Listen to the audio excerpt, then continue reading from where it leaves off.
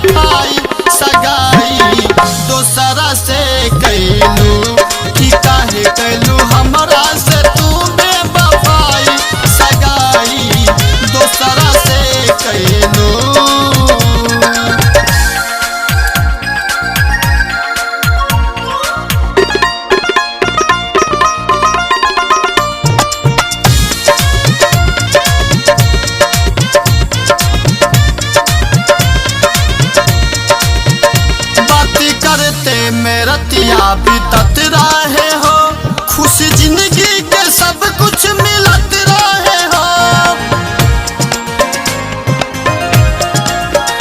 देखी चेहरा के मुस्कान तहरा गोरी, दिल के बगिया में फुलवा खिलत रहे हो। एको बतिया के कदर न कैलू, हर जाई सनम तू भैलू सुख हमारा बिना लिहल पाई सगाई दोसरा से कैलू कि कौन सुख हमारा बिना लिहल पाई सगाई दोसरा से कैलू। प्यार करने वालों, देख तेरा भी यही अंजाम होगा। प्यार करने वालों, देख तेरा भी यही अंजाम होगा। मिट जाएगी तेरी ये दुनिया, सिसक सिसक कर सुबह और शाम होगा। बचपन के भरोसा के तोड़ दी हालू, कौन गलती पर हमरा के छोड़ दी हालू। जीना पाइब तोहरा बिना एको पल, ऐसे काहे तुम हवा के मोड़ ली हलू। सुबह हो शाम तरपत बानी, काहे कैलू अपन मान मानी जानू। कि दिल के बात बोल के करा से बताई सगाई दोसरा से कैलू।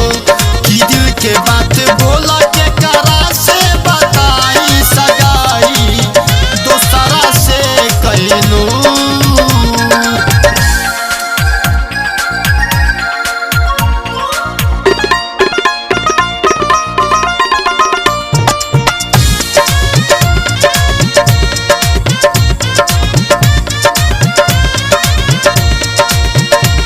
सनम लौट जाबावे मौका न हो, खाली बाजो दिल के झरोखा न हो। प्यार से टूटी सब कर भरोसा न हो, जन दा अपना प्रेमी के धोखा न हो। बस इतने करा में हर बानी, दे द जहर असगर का हतानी ये जानू। कि अपना हाथे कफन दा ओढ़ाई सगाई दोसरा से कैलू। कि अपना हाथे कफन दा ओढ़ाई सगाई दोसरा से कैलू।